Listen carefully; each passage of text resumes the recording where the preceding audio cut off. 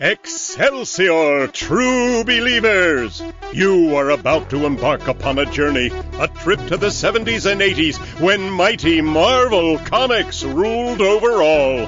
The Defenders, Doctor Strange, the Champions, Deathlock, the Submariner, the Incredible Hulk, Killraven, the Son of Satan, the Macabre Man-Thing, and all your other Bronze Age favorites every week appearing on Defenders Dialogue.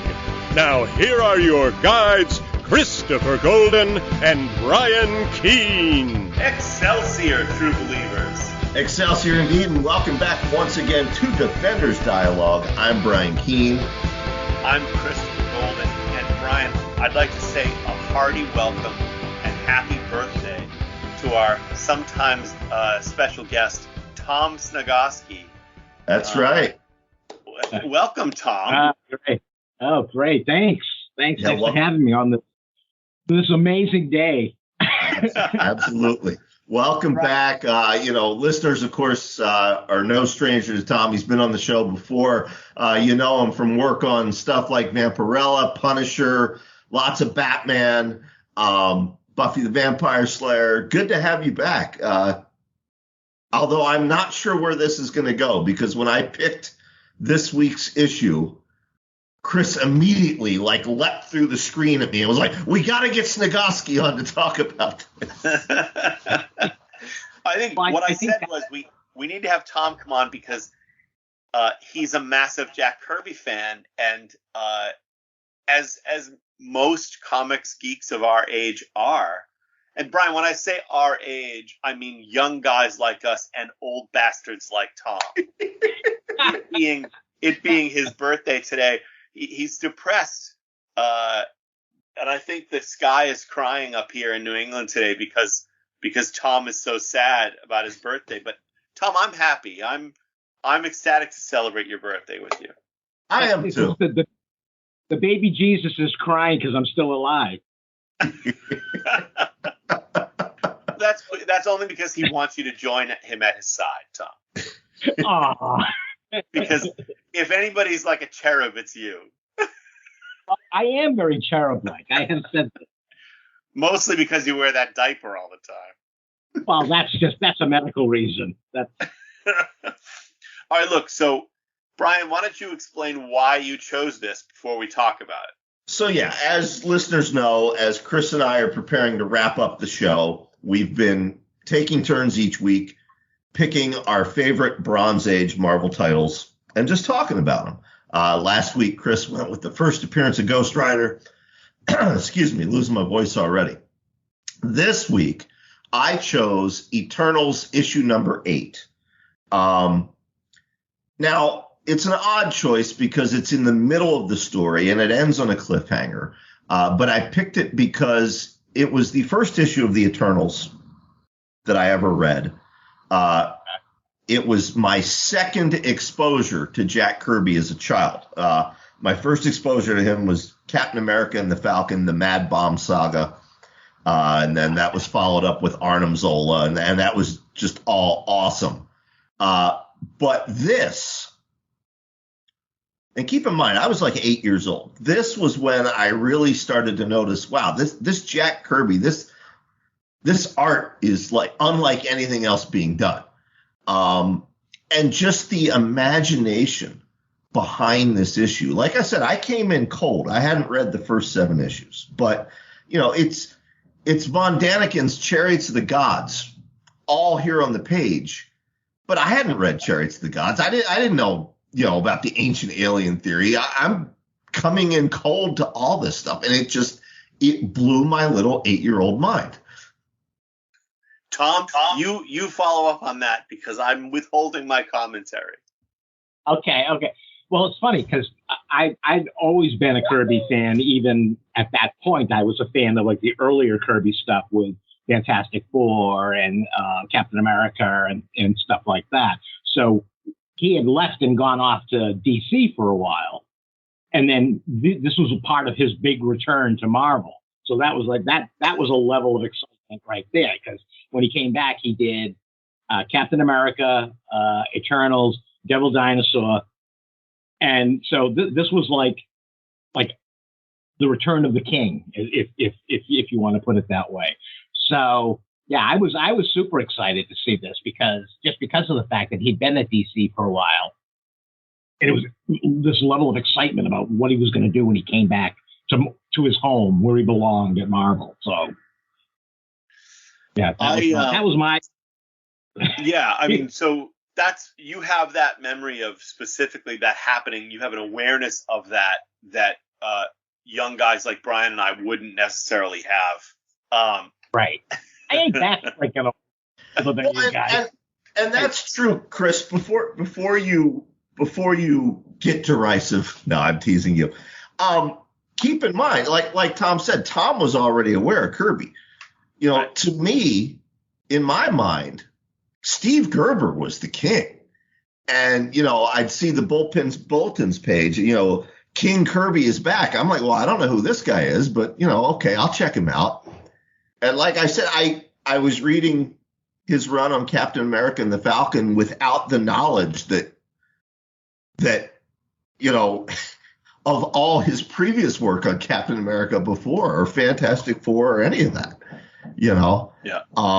I knew nothing about him. As far as I knew, he was just another young hippie like Gerber or Edelman or Starlight. Well, so here's my thing. So, when I was a kid, I had two different ways to be exposed to comics. One was my mom we would go to the pharmacy and I'd buy whatever comics were on the spinner rack that interested me. And the other was I had an uncle who every time we visited their house, he had like a wooden box that was like sort of a footrest, I guess. Right. But it opened. It was like a crate. And inside that crate were a couple hundred old comics.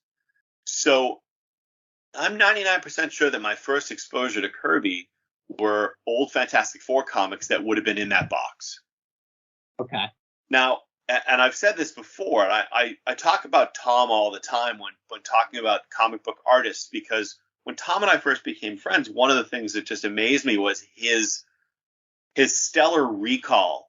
Like, he could remember in those days, he could remember wow. who wrote and who drew basically every issue of every comic from his youth, right? And I didn't know the names of any of the people. I mean, I knew Stan Lee's name, obviously, but I was a kid who didn't really pay attention to the creative team. And the only creative team I paid attention to was Marv Wolfman and Gene Colan. And the only artist, I've said this many times on the show, whose work I could identify immediately, because I would always get excited, was Gene Colan. So needless to say, you can't get more different than Kirby and Colan, right? Right. As art styles. And so to me, I would read some of these Kirby comics and they would just leave me so flat, because the art was really, the art was interesting. And obviously Kirby is the building block of the Marvel style, house style, and also inspired so many amazing artists who came later, including our buddy Mike Mignola. And Mike is a legend in his own right now, but certainly he and Eric Powell and so many other people that we know inspired by Kirby. And I'm aware of all of that, and yet I just am left cold every time I look at this. And I had to sort of force myself to read through Eternals #8, not because of the art, which is, looks good, especially because I was looking at a version which has really vibrant color. But because also, as a writer, I don't think Jack was doing a lot of drugs. And we talked about this before, Brian, that I did the last interview ever with Jack Kirby. Right. But he seemed in the 70s like he was doing a lot of drugs. And he clearly, as you said, the Eric Von Däniken Chariots of the Gods were an influence on the Eternals and the Deviants. And I have to say that I think that the concepts behind the Eternals are interesting, but I feel like they always were dealt with from a very cold place. Like when I was reading the Avengers or Fantastic Four, I felt connected to the characters. I identified with them. I worried about them. I was there on the ground with them. And reading the Eternals, it's like, they're space gods. Who cares what happens to them? I was engaged. Go ahead. Yeah. Can I interrupt you for a minute on that? Yeah. When Kirby was doing, like, when he came back to Marvel, and even when he was at DC, there was almost as if there was the Kirby part of the company. Right. It always felt like it was segregated, like it was separated from everything else. So that could be what you're talking about, because it really did feel disconnected from the Avengers, from Spider-Man. You know what I mean? It always did feel kind of disconnected. But even like if you go through this issue, they all seem so aloof, like above it all, like separate from anything that's going on. It just like because they're gods, and whereas like look at the difference between like Thor and Odin in Marvel Comics in those days, or Hercules and Zeus. You have these god characters who engage, who are passionate, who are whatever with people. And then you have these ones who are like above it all. And I would think the Eternals are like even further distant from the doings of humanity. And before I let you guys tell me how wrong I am, I just want to add that I've just read that, and I don't know if you've seen this bit of news, but apparently in Marvel Comics coming up this year, the Sprite character, I think, whoever it is, they're going to do an Avengers, X-Men, Eternals war. Yes. Which is going to be prompted, at least partly, by the fact that the Eternals decide that mutants have actually been an offshoot of the deviants all along, and therefore need to be eliminated.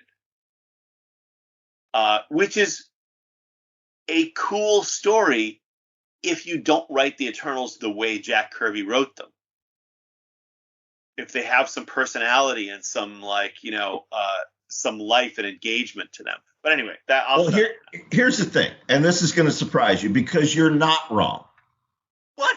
But you're right for the wrong reasons. Oh, okay. There's two things at play here, and Tom, feel free to jump in and correct me or back me up on this. But two things in play. First of all, you got to remember Jack Kirby's return to Marvel in the 70s. He's a bit older than everybody else in the bullpen at the time. It's sort of like Tom, whose birthday is today, versus you and I, Chris. Exactly. Tom, secretly, that was the reason. Thematically, you're like Kirby returning to the bullpen and older than everybody else. The dialogue. I distinctly remember being 8, and while I loved 2001, Captain America and the Falcon, the Eternals, Devil Dinosaur, the dialogue and the writing in them was vastly different than anything else Marvel was putting out. It read like it was from the 50s. The issue preceding this, issue number 7, they take these 3 SHIELD agents that were abducted by the space gods, and they bring them back to life in this Mayan temple with the eternal Ajax.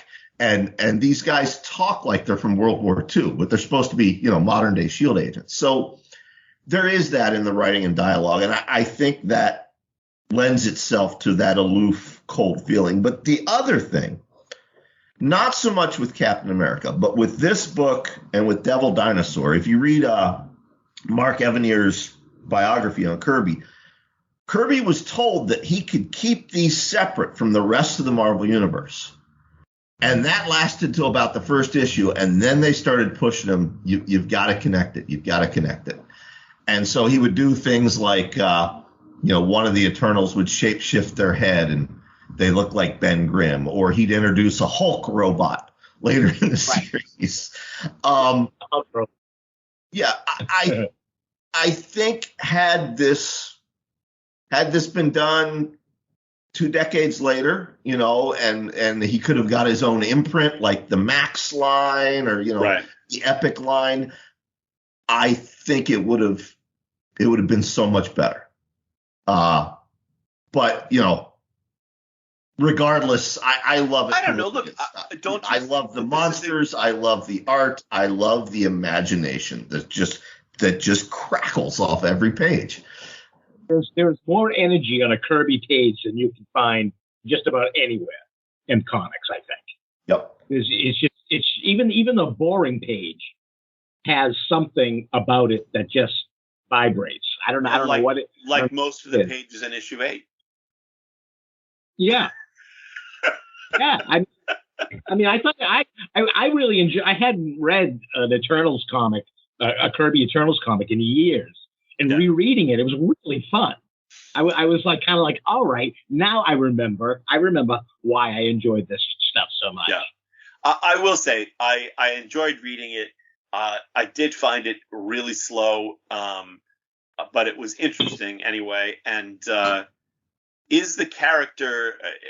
And again, like we haven't gone through the issue, but I don't know that we need to. Yeah, I think just overall impressions. So the background, the sort of spine story of this issue introduces a deviant who they call a reject because he's so hideously not like a deviant is supposed to be. And in fact, the deviants basically they're all ugly and monstrous, but some of them are born even uglier and even more monstrous. And basically, they toss those guys into an inferno, a furnace, and burn them alive. And so, but they kept this one guy back to be sort of a gladiatorial character. But the thing about it, the twist, my friends, is that this guy is as beautiful as any Eternal, which we see. At the end, it's not Cersei, it's what's her name? Thena. At the end, is like, what? He looks like one of us. Is that a character who continues on and becomes important? Oh, absolutely, yeah.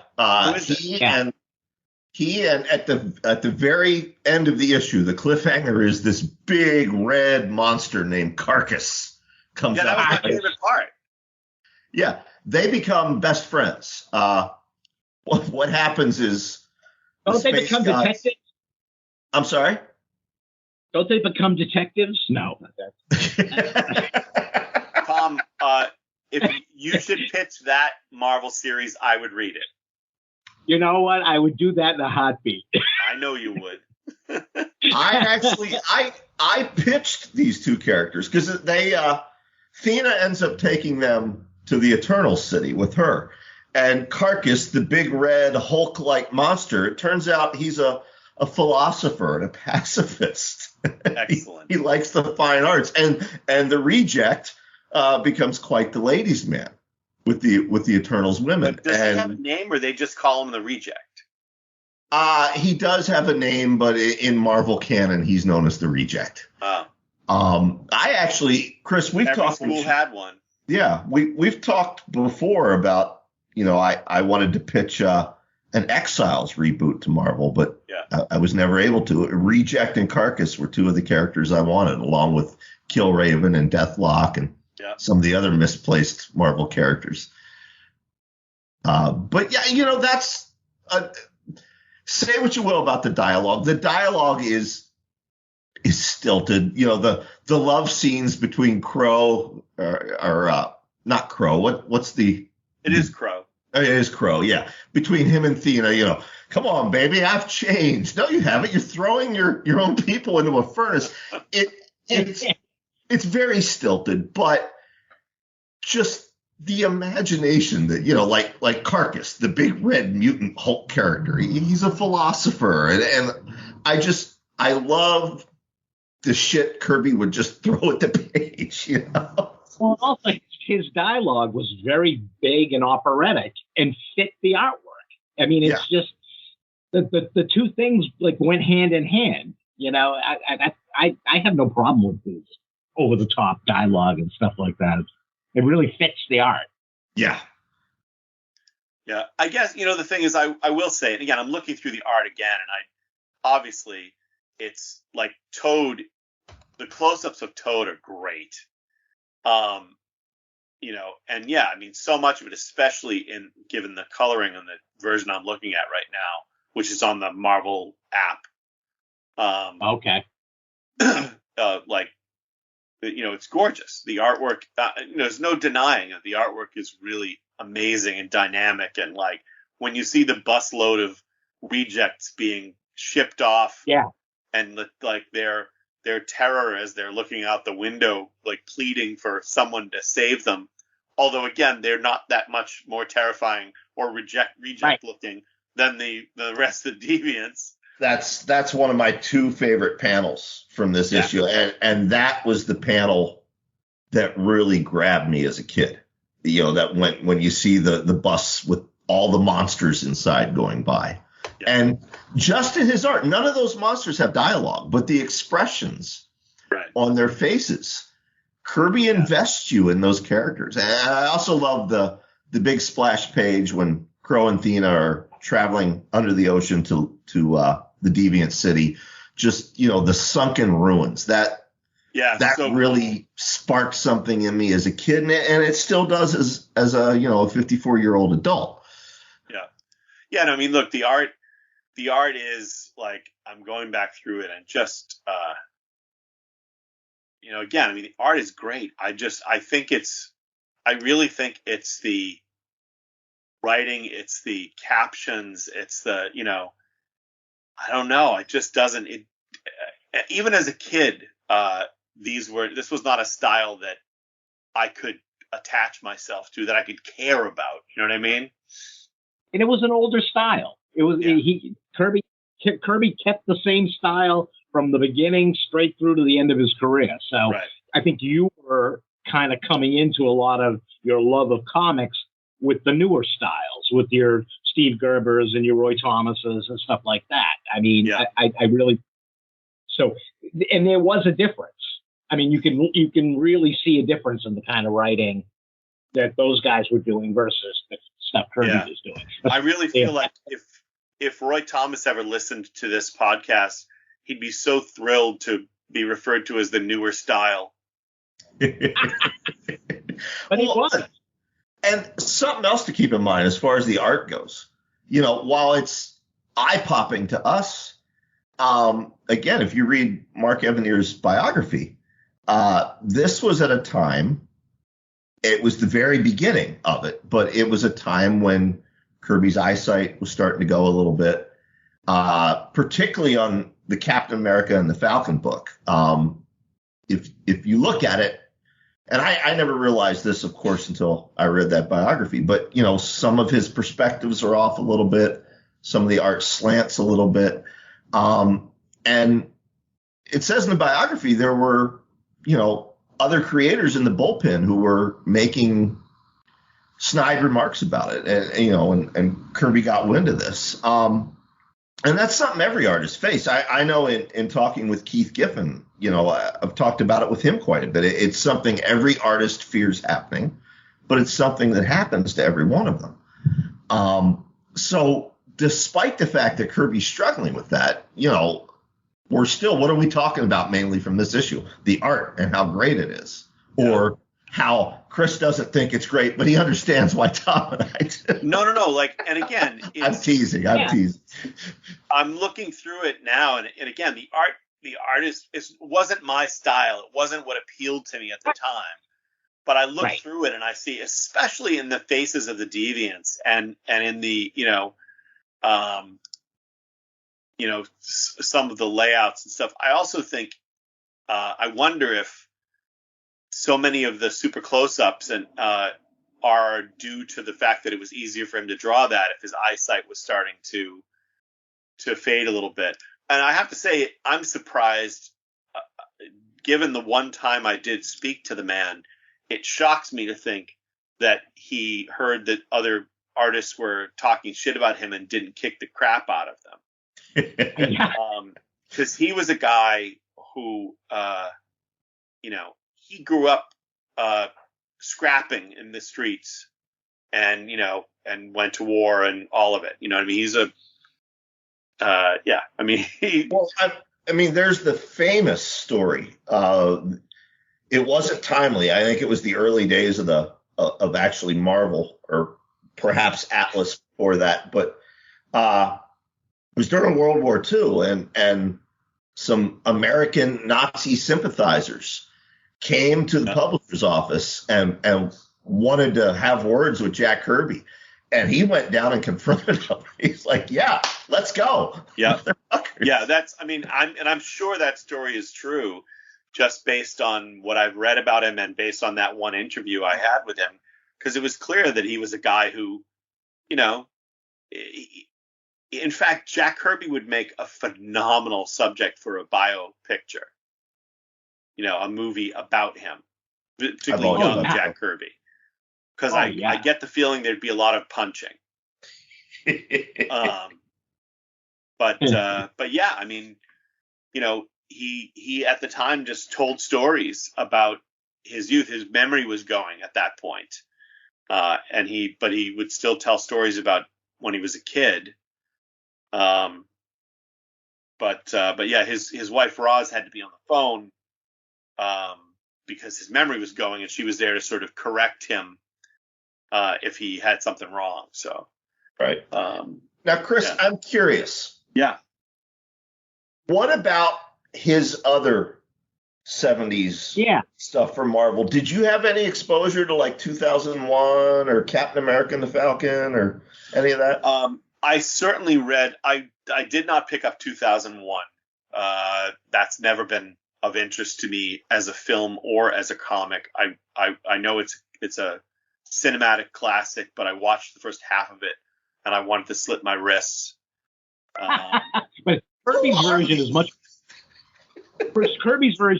more fun because it's just batshit crazy. Yep, so exactly. I find the film version of 2001 to be one of the most boring things I've ever seen in my life. You know what? I will agree with you on that. So my son Daniel and I've tried to watch it 3 times. My son Dan and I, about 2 years ago, I said, all right, let's try this. Let's try this. And I put it on and we got about an hour into it. And I was just like, I can't. It's just like, it's like watching paint dry. I got halfway through it and had a shave. Yeah. It's like the early movies of Jim Jarmusch are more scintillating than 2001. In any case, for me, I read and enjoyed some of Devil Dinosaur, but even with Devil Dinosaur, it had the dinosaur and it had Moon Boy and it had a bunch of people beating the crap out of each other. But even that was like, I felt sort of flat and boring because of the writing. I think it just like didn't do anything for me. However, I think it's that disconnect. When he did the Demon at DC, that's different. Loved it. What were you saying, Tom? I said I really think it's that disconnect. I really think it's that Kirby seemed to exist in his own little island at Marvel Comics during the 70s, and you were like engrossed in your Avengers and your Spider-Man and your Marvel team-ups, and you know what I mean? And I think it didn't feel like any of that. It wasn't part of anything like that. It felt like it was way over there to the side. So I really do think that that's where you're coming from on that stuff. Maybe, but Killraven and Deathlock didn't exist in that universe, and I still cared what happened to them. You know what I mean? I still was engaged enough to, want to know what would happen to them next and how their story would come out. Right. Again, and different strokes. There was even a feeling of a Marvel Universe connection in those too. Not initially, but yeah, with Killraven there eventually was. With Death, they're the future of the Marvel Universe, I guess. But yeah. One thing Whereas the Kirby I'm sorry. Go ahead, Tom. I was going to say the Kirby stuff just feels like its own thing, Right? And it always did feel like its own thing, and I liked it. But I even recognized that about it. Yeah. One thing that really struck me rereading as an adult, his Captain America and the Falcon run. You know, that's written at a time when Marvel was getting more political with their books. You know, we've talked about on this show how the Defenders at that time was, you know, covering race issues and, you know, the Cold War and the environment and things like that. And you know, this was happening in all the Marvel comics.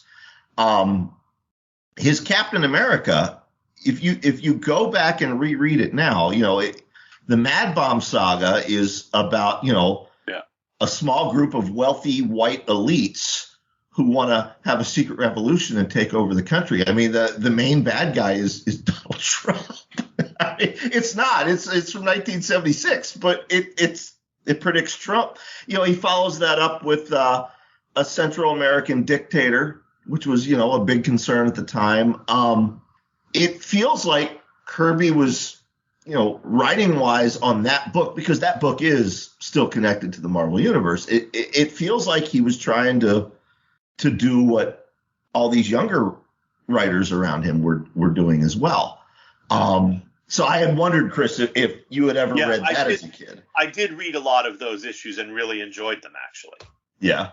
You know, and I think partly because, you know, the art in those was, you know, there was a lot more fighting.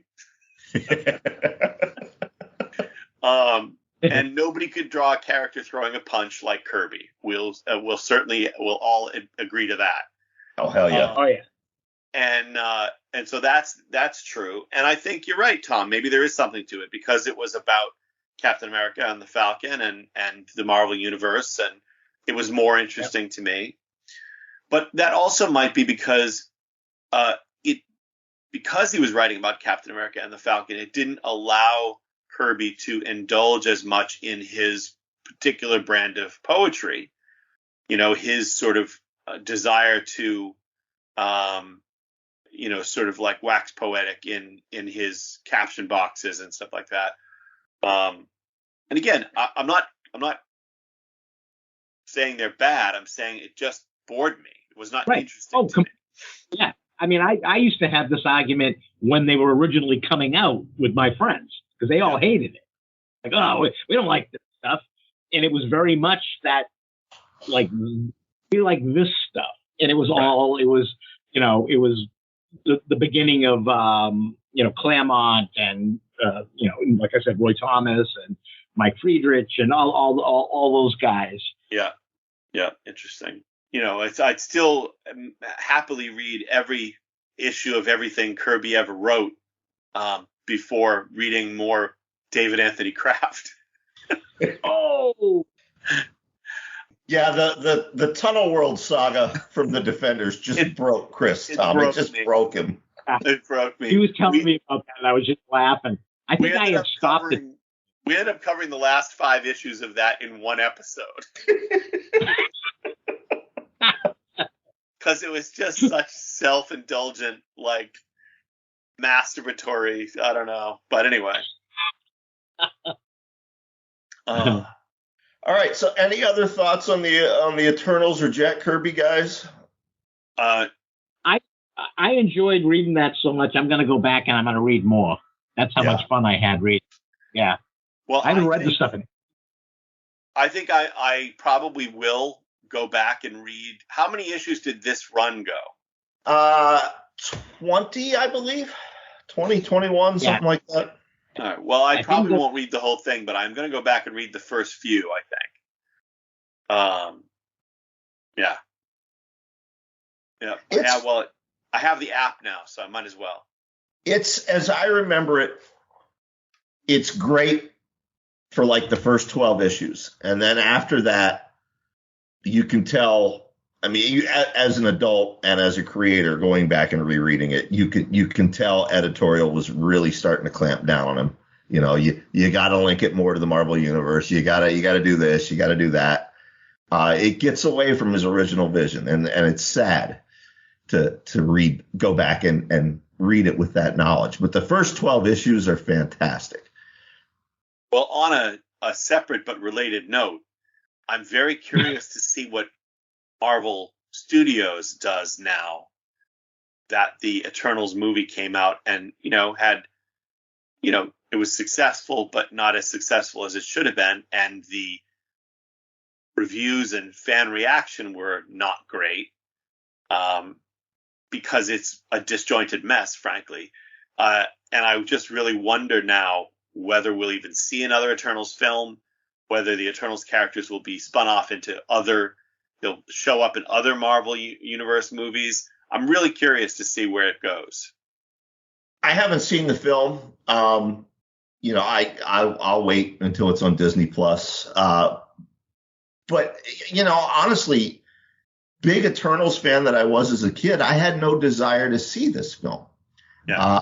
It was the first of the Marvel Cinematic Universe things, show, movie, whatever, that I looked at the trailer and said, that doesn't look like anything from them. There's no Bronze Age inspiration in there whatsoever.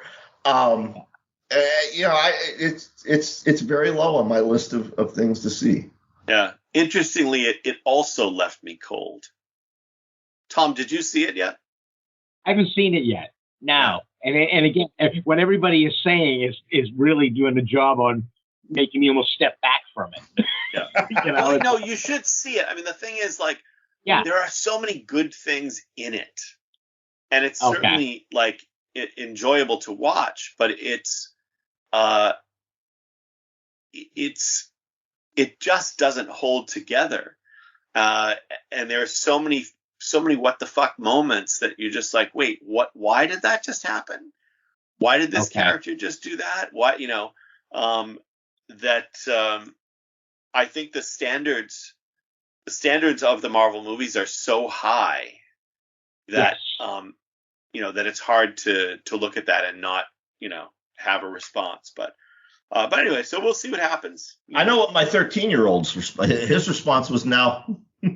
No, he doesn't. Oh, really? Okay. But he's been that way since Endgame. His very first movie was Avengers, and he watched everything up to Endgame with Dad, and at the end of Endgame, when, spoiler alert, Tony Stark dies, he was distraught. And since then, I haven't been able to get him to watch anything MCU. I actually, last weekend, a friend of mine that manages a movie theater here in town, I talked to them. I said, look, what would it cost me to rent the theater and do a private showing of Spider-Man No Way Home for me and my 13-year-old? And he's like, Brian, I'll do it for you. You guys haven't been to the movie since the pandemic started. Let me know when you want to come. So I say to my son, hey, you and I got a private screening of No Way Home. No, I'm still mad about Endgame. Oh, no, you got to go. It's so good. I begged him. I'm like, buddy, this is our chance to get back to the movies. No interest. He's still mad about Tony Stark. So, when the ratings start going down, they're going to have to find a way to bring him back. I don't think that's going to happen. I did hear an interesting rumor about Doctor Strange Multiverse of Madness, though. I heard that. I know some things, so I'm just going to zip my mouth shut and let you two talk about the rumors. I'm not going to let you even see my face. Apparently there are going to be lots of different Marvel characters from different parallel multiverse, who show up. And there's a lot of stunt casting involved in that, including supposedly Tom Cruise is going to show up as Tony Stark. So we'll see. We'll see. I hear Tom Sniegowski is going to show up as MODOK. I would give my left nut to be MODOK. You'd have to battle Patton Oswalt, though. I'd go with the scary MODOK. I don't go with the humorous MODOK. MODOK cannot be scary, Tom. Oh, that's crazy. He's been really creepy and scary. Yeah, I agree. I'm with Tom on this. MODOK in the Bronze Age was a scary motherfucker. Live action MODOK. No. Live action MODOK is just... It's like when Beck Bennett used to do this character called Baby Man on Saturday Night Live. That's MODOK. Like, his little like Tyrannosaurus Rex arms like flopping around. I'm telling you, if Marvel does him as the villain in the Ant-Man movie, he's going to be creepy. I guarantee it. All right. I hope you're right. I guarantee, because that's the only way to do it. Yep. You don't want your villain to be a laughing stock villain. You don't want everybody laughing at your villain. So I mean, I don't know. It's an Ant-Man movie. It could be funny. It's like, those movies are very entertaining. Yeah, but the villains have all stayed pretty much villainous. They haven't done that. The villains as humorous. We'll see. So Chris, we'll see. I'm sorry. Go ahead, Tom. No, I was going to just make fun of Chris about MODOK again. We got time for that. I know what's good. You just don't know what's good. Well, all right. So yes, Brian, I know you're about to ask about next week. Yeah. I will have to give you the issue number later. I'm going to flip through and choose an issue of The Monster of Frankenstein. Oh, excellent. Because we can't finish this show without covering what I think is one of the unsung classics. I think that run sort of completely stands on its own. It's so much better than it had any right to be. But we'll talk more about that on the next episode. Agreed. Tom? Marvel's Monster of Frankenstein. Yeah. Tom, what's going on with you? Plug something for our listeners. What should they be out there buying? What I'm working on? Yeah. Yeah, I'm still plugging away on, I wrapped up Vengeance of Vampirella. I did 25 issues of Vengeance, wrapped that up. Now working on Vampirella Strikes, which spins right out of Vengeance of Vampirella. Working on Panther with my writing partner extraordinaire, Donnie Wahlberg. Janine Atchison. He's saying that because I mock Janine's Boston accent. I say she sounds like a Wahlberg. Don't even stop me, Tom. Don't even stop me, all right? Everybody go down and read Panther. It's the best. So we're working on Panther. We just finished up Vampyverse, the last issue of Vampyverse. And we're spinning out of Vampyverse with some little standalone stories featuring some of the alternate reality Vampirellas. So, oh wow, we just broke news here, Brian. That's right. Yeah, that hasn't been talked about yet. Yeah, there you go. I think that's the third. Our four listeners, including Hank Wagner's granddaughter Emma, our four listeners will get that exclusive. Oh, we have five now. Because author Wesley Southard just had a newborn baby, and apparently the dulcet tones of Defender's dialogue lull that baby to sleep. So we do have that effect. All right. Well, Tom, since it's your birthday and only because it's your birthday, would you like to take us out with an Excelsior True Believers? What do you want me to just say that? Well, your choice is you can take us out with an Excelsior True Believers, or Patsy Walker Hellcat can Marilyn Monroe happy birthday to you. No, don't let that happen. No, I'll do an Excelsior. How about that? All right. Perfect. We'll see you next week, folks. Defenders Dialogue. You can listen to this episode and all previous episodes for free on Spotify, Apple Podcasts, Stitcher, YouTube, Google Play Music, and wherever else podcasts are available. Defenders Dialogue is written and produced by Brian Keene and Christopher Golden. Our theme music is by Xander Harris. Our engineer is Matt Wilderson. Check out his books on Amazon.com.